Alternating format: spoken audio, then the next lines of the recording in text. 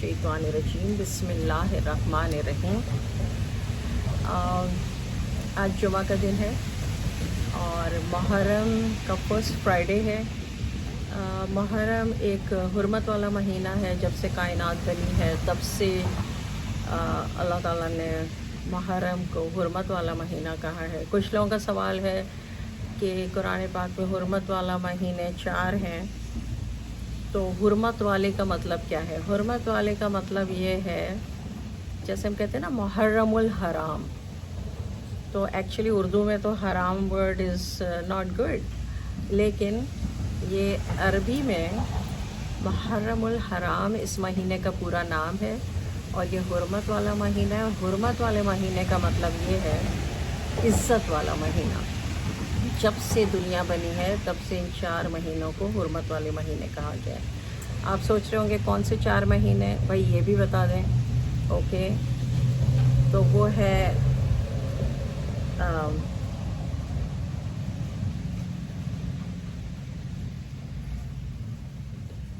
रजब, जिसको रजबुल मुजर्रब कहते हैं। रजब महीने का पूरा नाम रजबुल मुजर्रब है।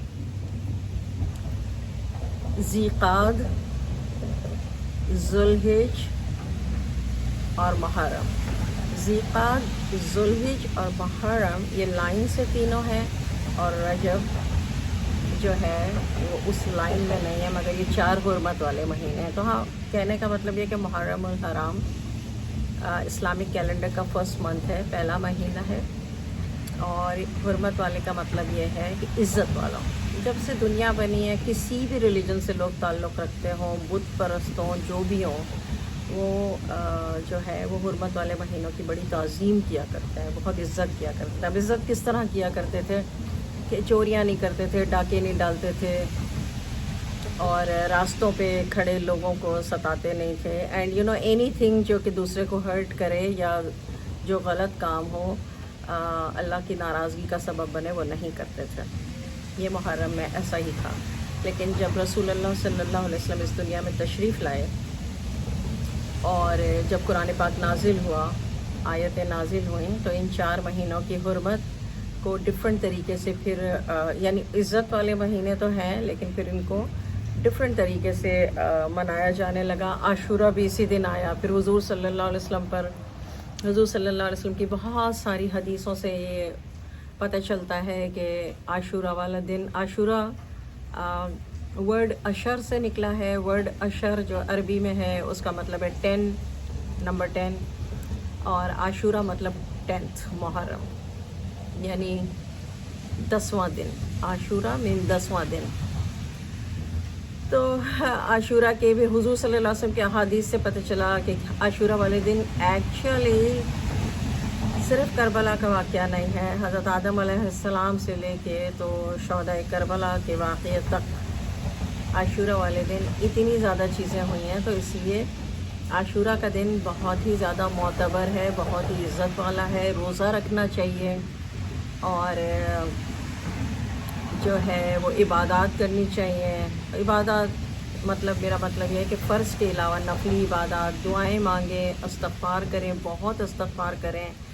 और हज़रत यूनुस अलैहिस्सलाम को मछली के पेट से जो निजात मिली थी वो आशूरा वाले दिन मिली थी। हज़रत अय्यूब अलैहिस्सलाम को जो तमाम परेशानियों से, बीमारियों से, सबसे जो शिफा मिली थी और उनकी तमाम मुश्किलात हल हुई थी, वो आशूरा वाले दिन हुई थी। हज़रत इब्राहीम अलैहिस्सलाम को जो नमरूद ने आग में डाला था और आग गुलजार हो गई थी, वो आशूरा वाले दिन हुआ था। हज़रत आदम अलैहिस्सलाम की जो तौबा कबूल हुई थी, आशूरा वाले दिन हुई थी।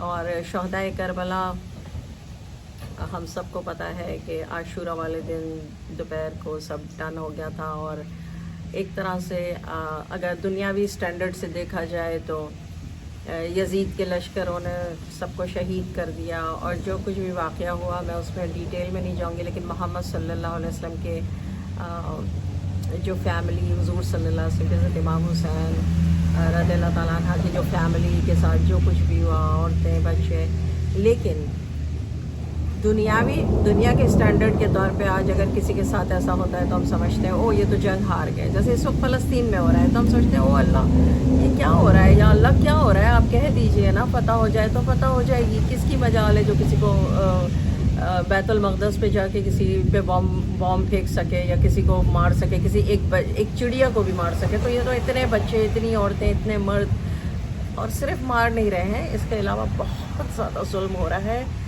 تو بس آپ یہ سمجھیے کہ کربلا کے واقعے کو ذہن میں رکھیے کہ اللہ کی ہر کام میں کوئی نہ کوئی حکمت ہوتی ہے, اور بہت جب بڑا کام ہونا ہوتا ہے تو بہت بڑے واقعات ہوتے ہیں جس کو پوری دنیا ریکگنائز کرے.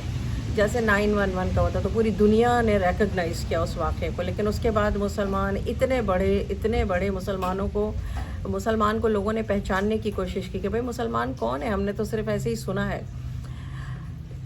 کہنے کا مطلب یہ ہے, اسی طرح شہداء کربلا کے واقعے کے بعد اگر بظاہر دنیاوی سٹینڈرڈ سے دیکھا جائے تو اچھا ساروں کو شہید کر دیا گیا اور یزید کو قوت مل گئی. اللہ کی حکمتیں ہوتی ہیں, اسلام باقی رہا. اس قربانی کے بعد تو ہر بہت بڑے جہاں اللہ تعالیٰ نے دنیا کو دکھانا ہوتا ہے تو وہاں پھر بہت بڑی قربانیاں بھی ہوتی ہیں. اور جو فلسطین میں ہو رہا ہے تو اس کے بارے میں ایک بات جو میں اکثر نہیں سنتی کسی بھی لیکچرز میں یا کسی میٹنگز میں یا ایک دوسرے کے گیٹ ٹوگیدر میں نہیں سنتی, لیکن میں ڈے 1 سے ایک ہی بات کہتی ہوں کہ اللہ تعالیٰ کا یہ وعدہ ہے کہ ناحق کا جب خون زمین پہ ابھی گرتا بھی نہیں ہے, ناحق قتل کا خون کا قطرہ ابھی زمین پہ شہداء کا گرتا بھی نہیں ہے, زمین کو ٹچ بھی نہیں کرتا, اس سے پہلے اس کی روح اٹھا لی جاتی ہے. اور حدیثوں سے پتہ چلتا ہے کہ جو شہید ہے تو اس کا وہ گرین پرندوں کے اس میں اس کی روح کو رکھ دیا جاتا ہے. تو ہمیں بظاہر یہ نظر آ رہا ہے کہ, لیکن جن کو شہداء کا مطلب پتہ ہے اور جن کو یہ حدیثیں پتہ ہیں, جن کو یہ علم ہے, اسی لیے کہتے ہیں علم حاصل ضرور کریں, جن کو یہ علم ہے ان کو یہ پتہ ہے کہ بھائی یہ جو ہے تمام جو شہداء ہیں جتنے بھی فلسطین میں شہید ہو رہے ہیں, اور وہ ایکچولی اللہ تعالیٰ کا کوئی بہت بڑا مقصد ہے جو انشاءاللہ سامنے آ جائے گا. اور جن کی سمجھ میں آ رہا ہے ان کی سمجھ میں آ رہا ہے, جن کو نہیں آ رہا. لیکن دوسری طرف جو مسلمان حکمرانوں کی ذمہ داری ہے وہ کیا کر رہے ہیں, تو ان کو بھی آزمایا جا رہا ہے کہ بھائی ابھی کر لو, اپنا مفاد دیکھ لو, لیکن تمہیں کون مجھ سے بچا سکتا ہے. یہ اللہ کا وعدہ ہے. خاموش رہنا عقل مندی نہیں ہے, اور کسی پر ظلم ہوتا دیکھنا, کسی پر, یہ تو پھر مسلمان کنٹری. اور بیت المقدس کا مطلب صرف فلسطین والوں کے لیے یہ مقدس جگہ نہیں ہے, پوری دنیا کے مسلمانوں کے لیے مقدس جگہ ہے. صرف فلسطین کے لوگوں کے لیے مقدس جگہ نہیں ہے کہ وہ اپنی زمین کے لیے لڑ رہے ہیں, کیونکہ پروپیگنڈا تو یہی ہے کہ وہ اپنی زمین کے لیے لڑ رہے ہیں. لیکن پوری دنیا کے مسلمانوں کو یہ بات پتہ ہے کہ پوری دنیا کے مسلمانوں کی یہ رسپانسبلٹی ہے, سب کے لیے یہ مقدس زمین ہے. بس جس نے دنیا کی لیڈری اور نفسانی خواہشات میں جو گم ہو گیا وہ گم ہو گیا, اور اسے کچھ نظر نہیں آتا, اندھا بہرا گونگا ہو گیا, اور جسٹیفیکیشنز دینے لگ گئے کہ بھائی یہ ہے. تو اٹس اوکے, اللہ پاک کافی ہیں. اللہ اکبر کبیرہ. بہرحال بہت ساری دنیا میں ایسی چیزیں ہو رہی ہیں, صرف کنٹری وائز نہیں, ہماری فیملیز میں بھی ہو رہی ہیں, ہم سب کی. ہمارے فائنینشیل معاملات بھی خراب ہو رہے ہیں سب کے, ایون پاکستان میں جو حالات ہو رہے ہیں, اور لوگوں کے لیے ایک روٹی خریدنا مشکل ہو گیا ہے. ظلم اتنا بڑھ گیا ہے کہ فرعونیت, آپ نے ابھی جو الیکشن میں دیکھا وہ اٹس کمپلیٹلی فرعونیت, اس سے پہلے بھی اور اس کے بعد بھی. خیر ابھی تو کل تو بہت اچھا فیصلہ آ گیا ہے.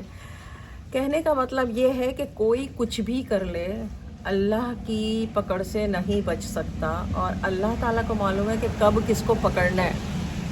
لیکن جو حق پر ہوتا ہے نا, بس یہ سمجھیے کہ اس کی تو جو ہے نا وہ اس کی عزت میں بھی اضافہ ہوتا ہے, اس کی آخرت سنور جاتی ہے. دنیا میں کوئی بھی سٹینڈرڈ آپ دیکھ لیں, بے شک دنیا میں نظر نہ آ رہا ہو کسی کو, لیکن جو سمجھدار ہے, جس کے پاس علم ہے, جس کے پاس یقین ہے, جس کو اللہ پہ بھروسہ ہے, اس کو یہ پتہ ہونا چاہیے کہ بے شک دنیا میں جو بھی میرے ساتھ ہوں, مگر میں حق پر ہوں, اور وہ اپنی آخرت سنوار لیتا ہے. اور آخرت ہی ایکچولی جو ہے وہ پرماننٹ جگہ ہے, یہ ٹیمپریری جگہ ہے. تو جس نے ٹیمپریری جگہ کی خوشیاں چوز کی اور آخرت کے بدلے میں, ویسے آپ بے شک اچھا پہنیں, اچھا کھائیں, اچھا سب کچھ کریں, کوئی منع نہیں ہے, بلکہ دعا ہے کہ بہترین دنیا اور بہترین آخرت یا اللہ ہمیں نصیب فرما اور دوزخ کی آگ سے بچا لے. تو بس آج کا یہی میسیج ہے. انشاءاللہ اللہ تعالیٰ سب کے اوپر کرم فرمائیں اور ہم سب کو سمجھ عطا فرمائیں اور ہم سب کو نیک ہدایت عطا فرمائیں کہ ہم دنیا میں نفسانی خواہشات کے پیچھے اتنا نہ بھاگیں کہ ان کو حاصل کرنے کے لیے جائز ناجائز سب کچھ اپنے اوپر جائز کر لیں, اور کسی پر ظلم ہوتا دیکھ کر اپنی جان بچانا, اپنی دھوتی بچا لینا, جیسے کہتے ہیں پتلی گلی سے نکل جاؤ, خاموشی اختیار کر لو, یہ کوئی بڑی بات نہیں ہے. یہ تو بچہ بچہ کرتا ہے, اس میں کوئی بڑا پن نہیں ہے. حق کے لیے کھڑے ہو جاؤ, جتنی تمہاری ہمت ہے, جتنی تمہاری کیپیسٹی ہے, اور اللہ پر یقین رکھو. آج مجھے یہی میسیج دینا تھا. سب لوگ عاشورہ والے دن مجھے, میری فیملی کو دعاؤں میں یاد رکھیں, آپس میں پیار محبت کریں. یہ زندگی کا سفر بہت مختصر ہے, بہت تھوڑا ہے, اس میں لڑنا جھگڑنا نفرتیں یہ نہ کریں. کوئی کچھ کر بھی رہا ہے نا تو اگنور کریں, اگر آپ سے برداشت نہیں ہوتا تو سلام علیک کر کے پیچھے ہٹ جائیں. تو اللہ تعالیٰ ہم سب کے گھروں میں چین امن سکون عطا فرمائے, ہم سب کو بہترین دنیا بہترین آخرت نصیب فرمائے, اور ہم سب کو اور ہماری تمام اولاد کو, پوری دنیا کے مسلمان حضور صلی اللہ علیہ وسلم کے جتنے بھی امتی ہیں سب کو نیک راستوں پر چلنے کی توفیق عطا فرمائے. دعاؤں کی درخواست ہے, اور امید ہے آپ کو یہ عاشورہ اور محرم سے ریلیٹ کر کے جو تھوڑی بہت باتیں ہیں جو میں نے آپ سے کی ہیں, آپ لوگ اس کو اپریشیٹ کریں گے. اللہ حافظ.